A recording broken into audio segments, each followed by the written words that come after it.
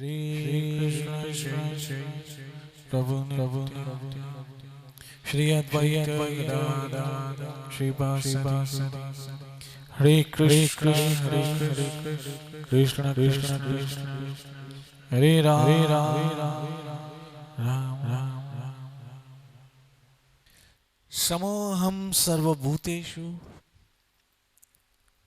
न मे द्वेषो अस्ति न प्रियः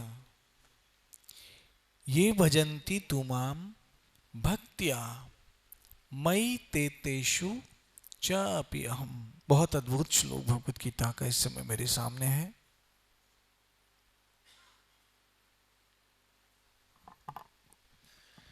भगवान श्री कृष्ण कहते हैं, भगवान कह रहे स्वयं, इसलिए इस बात को हल्के में बिल्कुल मत लेना, क्योंकि ये कोई इंसान की बात नहीं है, किसी संत साधु महात्मा की बात नहीं है, किसी गुरु की बात नहीं है, बल्कि ये उसकी बात है जिसने सबको पैदा किया है, जो सर्वशक्तिमान है, जो सर्वव्यापी, जो सर्वज्ञाता है, जो सर्वज्ञ है। सर्व सामर्थ है। श्री हरि भगवान स्वयं श्री कृष्ण। इसलिए ये जो अभी मैं कहने जा रहा हूं, इसको आप बहुत गंभीरता से लीजिए। मैं न तो किसी से द्वेष करता हूं, मुझे किसी से द्वेष नहीं है, भगवान कहते हैं। किसी से द्वेष नहीं करता हूं, ना ही मैं किसी की पक्षपात लेता हूं, मैं किसी की फेवर भी नहीं करता हूं, मैं तटस्थ हूं। क्या हूं? तटस्थ हूं। तटस्थ मतलब न्यूट्रल हूं, गैर जानिबदार हूं।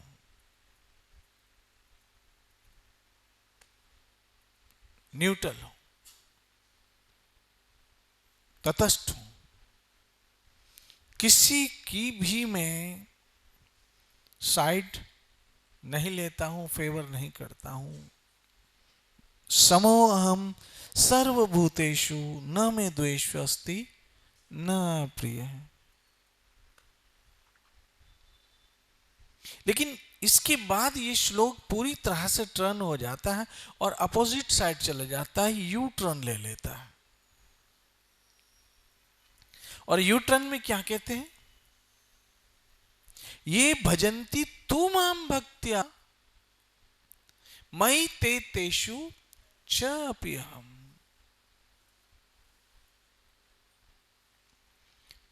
परंतु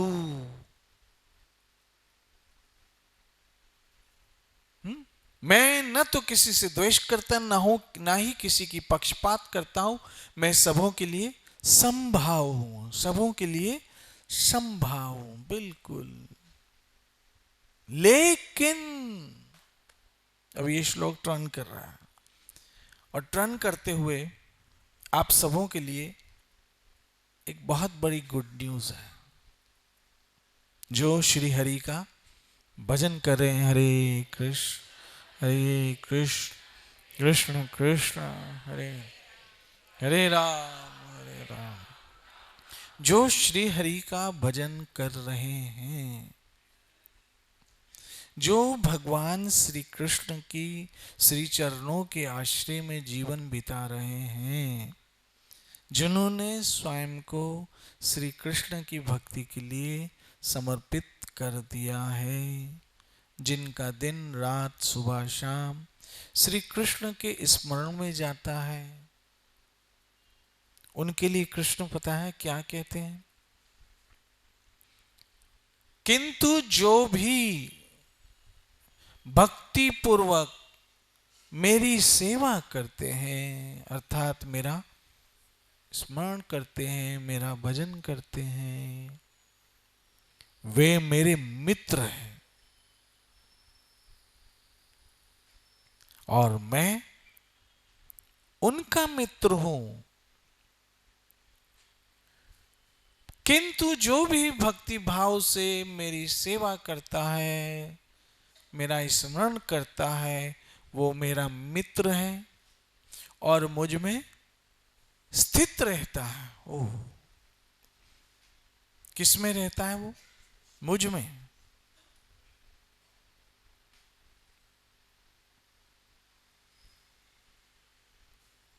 और मैं उसका मित्र हूं। आप देखेंगे कि कृष्ण कहते हैं कि मैं किसी की साइड नहीं लेता हूं, मैं सबके लिए समभाव हूं। लेकिन जो मेरे भक्त हैं, जो मेरा, हाँ, भक्त कौन है?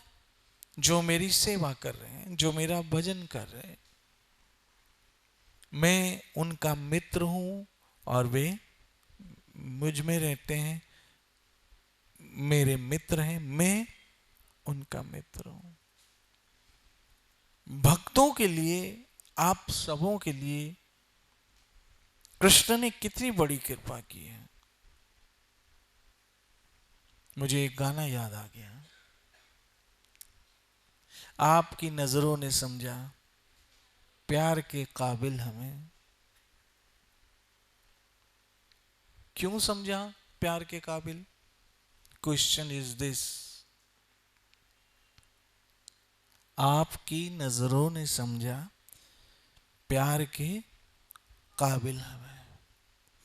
तो भक्तों पे भगवान की जो करुणामयी नजर है,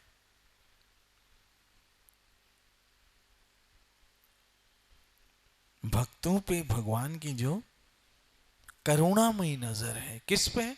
ये करुणामयी नजर किस पे? भक्तों पे, दुष्टों पे नहीं है। दुष्टों पे तो बड़ी टेढ़ी नजर है। परित्रणाय साधुनाम विनाशाय च दुष्टकृताम। जो भक्त हैं, जो सत्संगी हैं। अब बहनों, माताओं, मित्रों, सत्संगी का मतलब क्या है? सत्संग का मतलब हम क्या समझते पता है? प्रवचन सुनना। लेकिन सत्संग का वास्तविक यह है सत्य का संग करना। किसका संग करना? सत्य का। साधारण रूप में लोग सोचते हैं हम सत्संगी हैं क्योंकि हम सत्संग सुनते हैं। प्रवचन सुनने की बात नहीं हो रही, सत्य का संग करने की बात हो रही है। और सत्य कौन है? कृष्ण। मुझसे परे ऐसा कोई दूसरा सत्य नहीं है। भगवत गीता 7वां अध्याय और 7वां श्लोक। अब तो आप सबों को याद हो जाना चाहिए।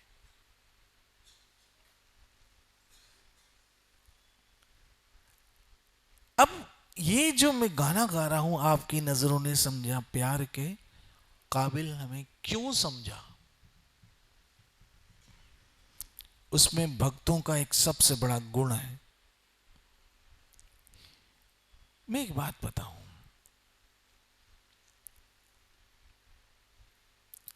एक 2 रुपए का नट बोल्ट होता है। नट बोल्ट कितने का होता है? 2 रुपए का होता है। मान लो अभी महंगाई हो गई, 10 रुपए का होगा।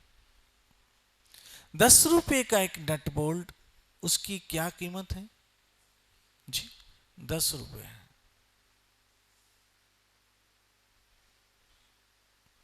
लेकिन जब वो किसी बड़ी मशीन के साथ जुड़ता है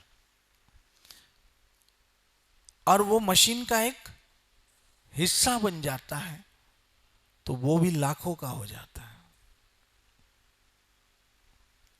इससे कोई भी वस्तु जो भले संसारिक हो, लेकिन यदि हम उसका राइट यूज करके कृष्ण से जोड़ देते हैं, चाहे फिर वो गाना ही क्यों ना हो। अब यहां पर इस श्लोक से गाने को कैसे जोड़ा जा रहा है समझो। यहां गीता में कह रहे हैं समोहम सर्वभूतेषु न मे तोष्य अस्ति न प्रिय ये भजन्ति तु माम भक्त्या मयि ते ते चुच्यसे अपि हम। ये भजन्ति तू माम भक्तिया मई ते तेषु चापि अहम। तो कृष्ण कहते हैं वैसे तो मैं सबों के क्या रहता हूं, संभाव से रहता हूं, ना किसी से द्वेष है और ना ही मुझे कोई प्रिय है, लेकिन मेरे भक्त मेरे मित्र हैं, मैं उनका मित्र हूं और वो मुझ में स्थिर रहते हैं। तो ये जो कृष्ण कहते हैं मैं बहुत प्यार करता हूं अपने भक्तों को, तो एक भक्त की दृष्टि से अगर कहूं कि आप लोगों की दृष्टि से कि आपकी नजरों ने समझा प्यार के काबिल हमें क्यों समझा। इसी गाने में इसका आता है फर्स्ट स्टेंजा, जी हमें मंजूर है, क्या बोला, आपका हर फैसला। समझने की बात है, जी हमें मंजूर है आपका ये फैसला। इसको थोड़ा मैं करता हूं, जी हमें मंजूर है आपका हर फैसला, कह रही है हर नजर बंदा परवर शुक्रिया। Thank you.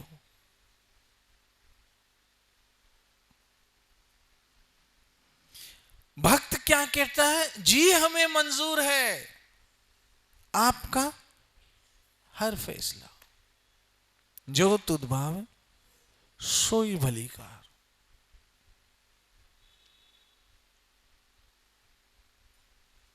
श्री भक्तिपाद जी महाराज हमेशा कहते थे अपनी मर्जी, हाँ नहीं ऐसे बोलते थे, कृष्ण की मर्जी में अपनी मर्जी मिलाता हूं, कृष्ण की मर्जी में अपनी मर्जी मिलाता हूं।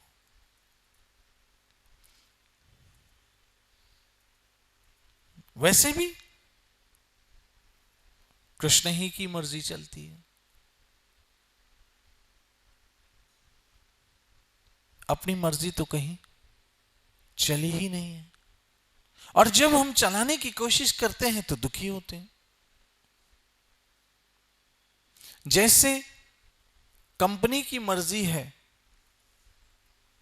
कंपनी की मर्जी से कार चलाओगे तो मंजिल पे पहुंचोगे, और अपनी मर्जी से कार चलाओगे तो ठोक दोगे, ये तो है ही। ऐसे ईश्वर की मर्जी से यदि हम चलें, मैं एक बात बताऊं, कम से कम कोशिश तो करो, कोशिश तो करो। जी हमें मंजूर है आपका हर फैसला, कह रही है हर नजर बंदा परवर शुक्रिया।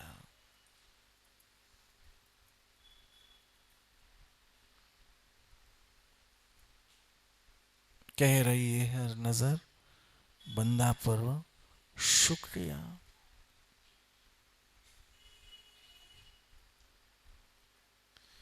मेरे गुरु महाराज हमेशा मुझे एक बात समझाते थे कि जब जिंदगी की आपाधापी में कुछ उलझने समझ ना आए तो एक चीज समझ लेना, ट्रस्ट कृष्ण। क्या है, ट्रस्ट कृष्ण। और मैं हमेशा ये सूत्र कहता रहता हूं कि मन विचलित हो जाए लेकिन विश्वास विचलित नहीं होने दे। ट्रस्ट कृष्ण, मेरे गुरुदेव हमेशा कहते थे ट्रस्ट कृष्ण। तो आपकी नजरों ने समझा प्रभु प्यार के काबिल हमें, जी हमें मंजूर है आपका हर फैसला, कह रही है हर नजर बंदा परवर शुक्रिया। बस हम तो यही करेंगे, शुक्रिया शुक्रिया शुक्रिया, thank you thank you thank you. धन्यवाद मेरे प्रभु, धन्यवाद मेरे प्रभु। मैंने एक दिन देखा हमारे गुरु महाराज एक दिन गिर गए व्हील चेयर से, गिरते ही पहला शब्द उनके मुंह से निकला थैंक यू कृष्ण।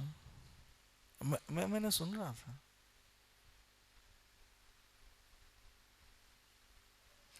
तो ऐसे भक्तों को देखो, एक सांसारिक दृष्टि से मैं एक बात करूं कि वो पत्नी जो अपने पति की पूरी तरह से आज्ञा में है, आप देखो कि पति उसको बहुत प्यार करता होगा। और मैं तो ये मानता हूं कि हर पत्नी को अपने पति की आज्ञा में रहना चाहिए। ये हमारी भारतीय संस्कृति है। हम वेस्टर्न कल्चर को डाइजेस्ट नहीं कर पाएंगे। हमारी भारतीय संस्कृति तो यही कहती है कि पति परमेश्वर है। तो जो स्त्रियां भी अपने पति की आज्ञा पे चलती है, आप देखेंगे उनका पति उनको बहुत ज्यादा सम्मान देता है, बहुत ज्यादा सत्कार देता है, बहुत ज्यादा प्यार देता है। इसी तरह से भगवान हर उस भक्त को बहुत प्यार करते हैं जो ये कहते हैं, जी हमें मंजूर है आपका हर फैसला।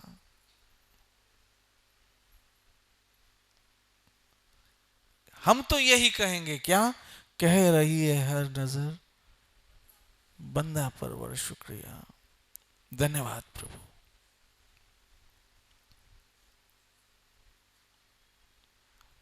मां कुंती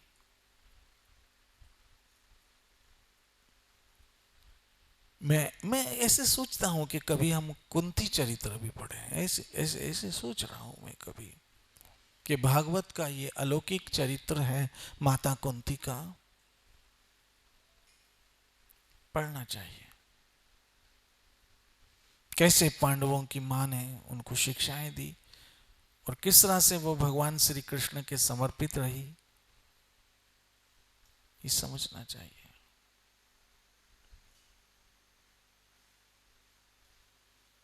श्री राधे। तो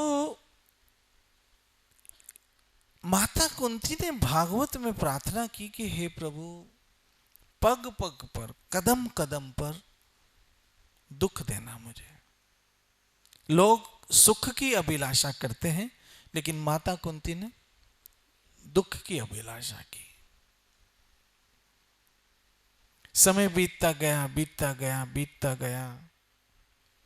एक दिन युधिष्ठिर ने पूछ लिया, मां आप हमेशा यही क्यों कहते हो कि पग पग पर हमें दुख मिले? पहले ही कौन से कम है कि फिर आप प्रार्थना करते हो कि क्या मिले? ये भगवान के भक्त ने बड़े विचित्र होते हैं।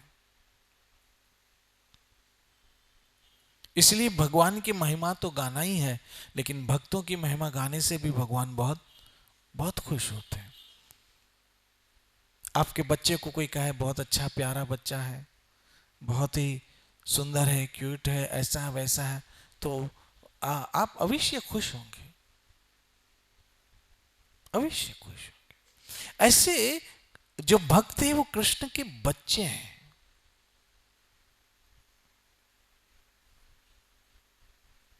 बच्चे हैं भगवान के, क्योंकि वो भगवान की शरण में, वो कृष्ण के अतिरिक्त कुछ नहीं जानते हैं।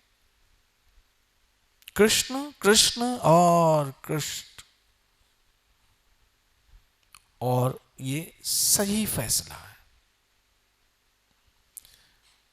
विश्वनाथ चक्रवर्ती ठाकुर महाराज अपनी एक प्रार्थना में कहते हैं, बड़ी समझने की बात है, अपनी प्रार्थना में कहते हैं कि हे देवताओं,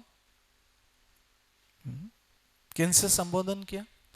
देवताओं से। हे देवताओं, आपको नमस्कार, और हे संध्याओं, हे दिशाओं, आपको मैं प्रणाम करता हूं, आपको मैं प्रणाम करता हूं। लेकिन मैंने ये जान लिया है कि देवकी का बेटा ही मेरे लिए काफी है। जिसने ये समझ लिया कि श्री कृष्ण ही हमारे लिए काफी है, पर्याप्त है, अब और किसी की शरण लेने की आवश्यकता नहीं है।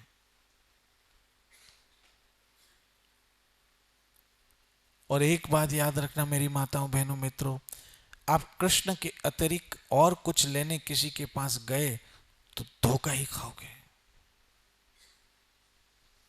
याद रखना, आपको जाना है तो सत्य के लिए जाना है। चाहे सत्संग में जाओ, चाहे भजन में जाओ, किसी संत साधु महात्मा के पास जाओ, लेकिन सत्य के लिए जाओ। सत्य को त्याग कर अन्य कुछ लेने गए तो रिस्क है, जोखिम है, खतरा है। और परम सत्य कौन है? सत्य कौन है? श्री कृष्ण। तो कुंती से पूछा, आप भी तो सब बहनें हैं, आप सब स्त्रियां हैं, आप चाहो ने तो आपको बहुत अच्छा चांस मिला है, बहुत अच्छा चांस मिला।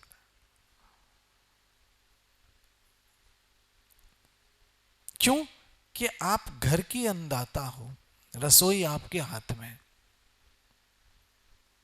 चाहो तो ठाकुर के लिए कुछ भी बना सकती हो, भोग लगा सकती हो। आप तो घर की अन्नदाता हो, अन्न अन्य क्षेत्र आपके हाथ में।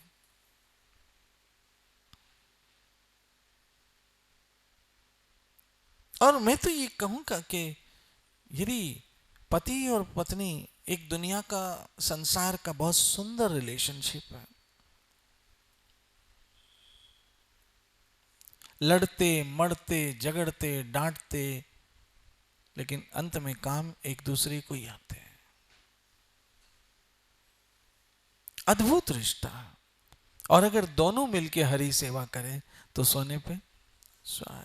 क्योंकि भगवान ने ये एक बात याद रखो, मैं आपको आई है तो बोल ही देता हूं कि जब आपको किसी व्यक्ति के संग ईश्वर के विधान से, आपके प्रारब्ध से जुड़ा है, तो उसको अच्छे से निभाइए, सुंदरता से उस रिश्ते को डेवलप कीजिए। क्योंकि वो रिश्ता सबसे निकट का रिश्ता है, और वो रिश्ता टूटने वाला रिश्ता नहीं है, अटूट रिश्ता है। हमारे भारत में, हमारी भारतीय संस्कृति में तलाक का कोई कॉन्सेप्ट ही नहीं था।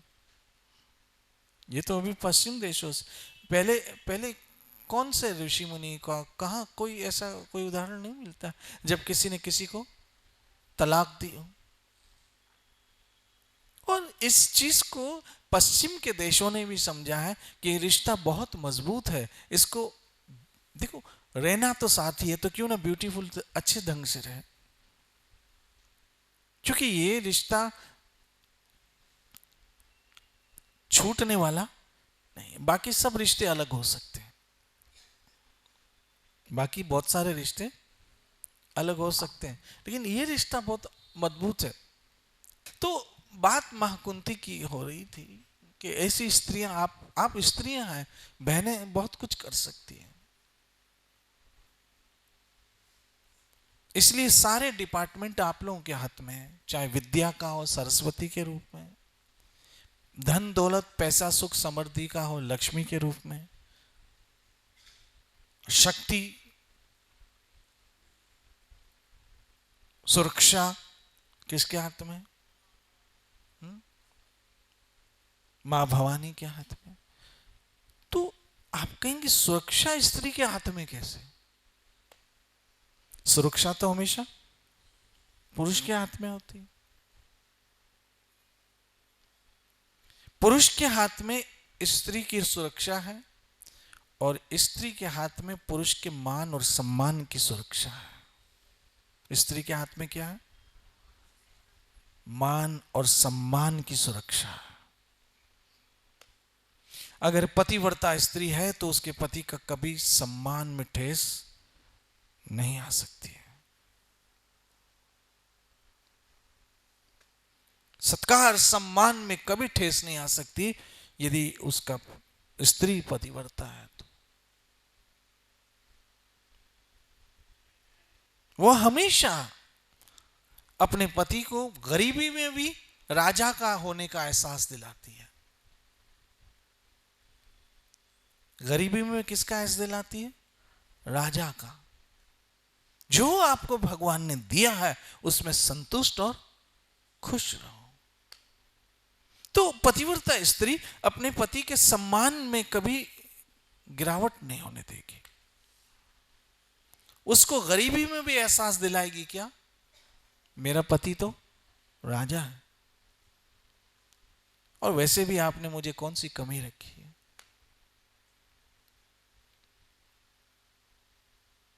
वो कौन सा गाना, लो एक गाना फिर याद आ गया, कौन सा, आप लोगों को तो याद होगा, तुम ही मेरी मंजिल है,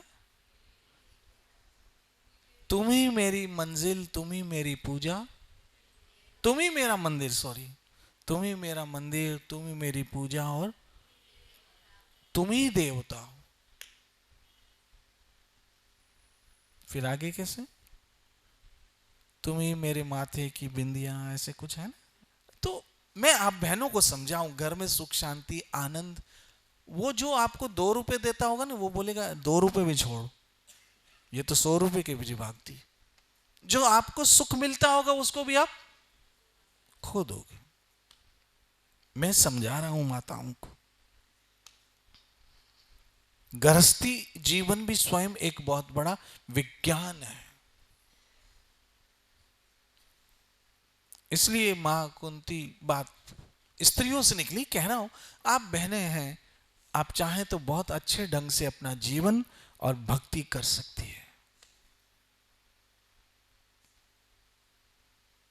भक्ति आप बहुत अच्छे ढंग से गुजार सकती है।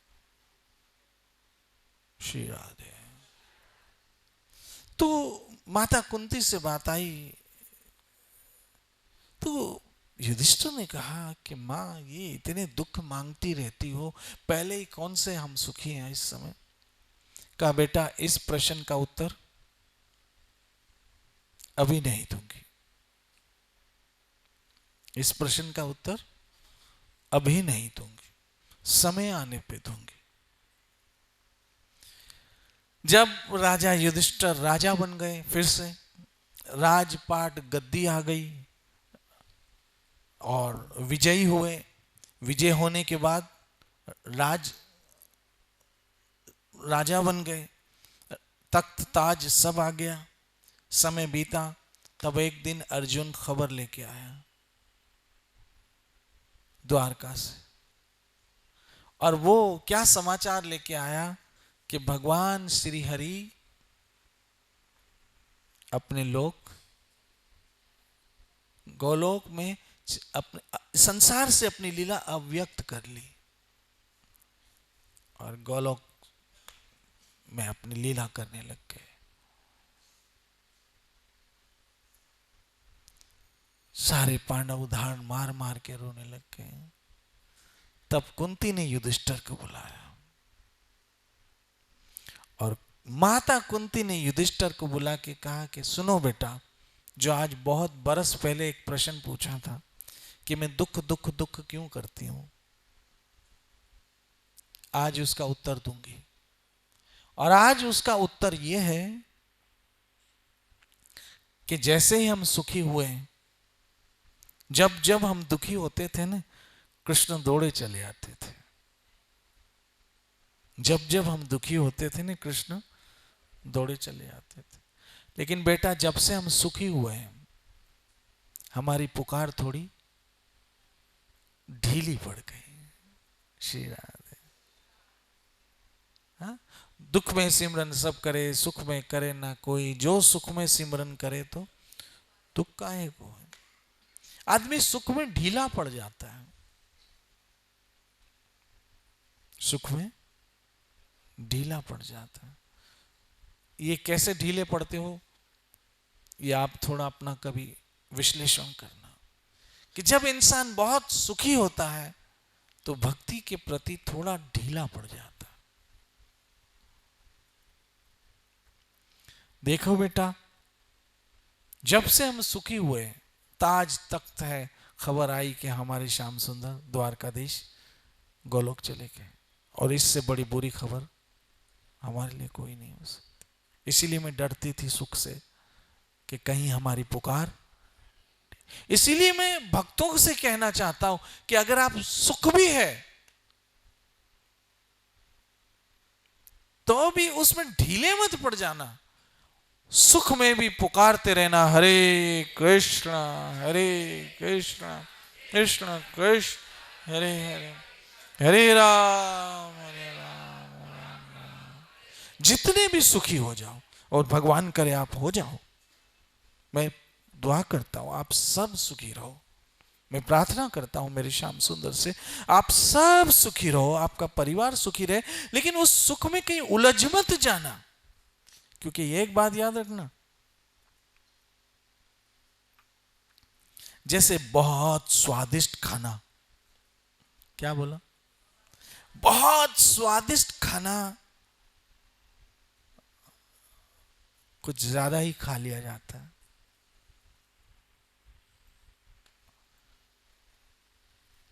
याद रखना, अपनी टंग, क्या बोला, टंग, जबान पे कंट्रोल करना बहुत जरूरी है।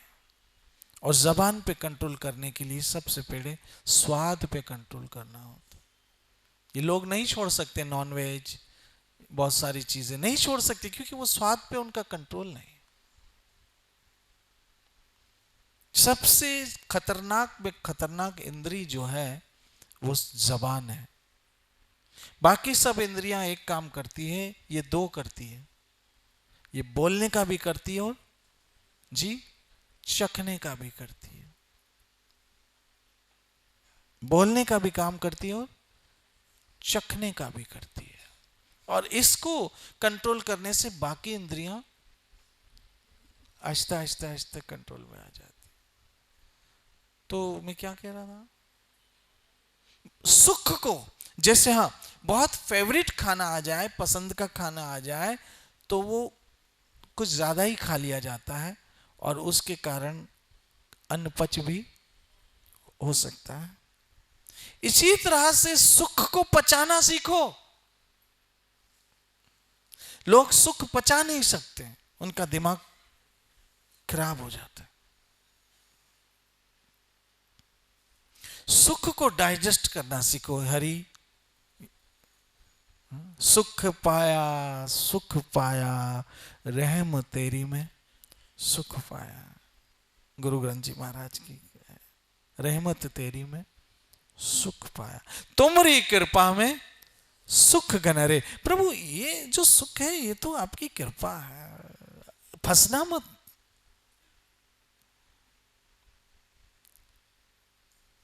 सुख को भी पचा लो और अगर दुख आए तो भी उसे पचा लो। और दोनों परिस्थितियों में धन्यवाद जी, हमें मंजूर है आपका हर फैसला, कह रही है हर नजर बंदा परवर शुक्रिया। तब कृष्ण ने कहा ये मेरे भक्त मुझे प्यारे हैं। फिर से ये श्लोक को समेट लेता हूं। समोहम सर्वभूतेषु न मे द्वेष्टि न प्रिय, ये भजन्ति तू माम भक्तिया मई तेतेषु च अप्यहम्। मैं ना तो किसी से द्वेष करता हूं और ना ही किसी की पक्षपात, मैं सबों के लिए संभाव हूं, किंतु जो भक्ति पूर्वक मेरी सेवा करता है वो मेरा मित्र है, मुझ में स्थित रहता है और मैं उसका मित्र हूं। और जिसका कृष्ण मित्र हो तुम साथ हो जो मेरे, किस बात की कमी है। भगवान के चरण जिसने पकड़ लिए, याद रखना भगवान श्री कृष्ण के चरणों को कहते अभय चरण। क्या कहते हैं? अभय चरण। उन चरणों में भय नाम की वस्तु ही नहीं है। बस ना चिंता हो ना भय हो, श्यामा श्याम की जय हो। बस इसी भाव से जीवन बिताओ। बाकी ठीक है, संसार है, दुख सुख आने वाले हैं, उसे कौन रोक पाया। अभी अक्टूबर, आहिस्ता आहिस्ता नवंबर दिसंबर की सर्दी आएगी, कौन रोक पाएगा। फिर दिसंबर जनवरी फरवरी आहिस्ता आहिस्ता होली तक सर्दी गई और फिर मई जून आ गया, फिर गर्मी आ गई। ये सिलसिला चलता रहता है, बस इसमें उलझना नहीं। वो कहते हैं ना, सुख में शुक्र और दुख में सिमरन। इसलिए हरे कृष्ण कृष्ण कृष्ण हरे हरे, हरे राम राम नित्य भजो हरे कृष्ण हरे कृष्ण। श्री श्री राधा वृंदावन चंद्र बिहारी लाल जय जय श्री राधे, जय जय श्री राधे, जय जय श्री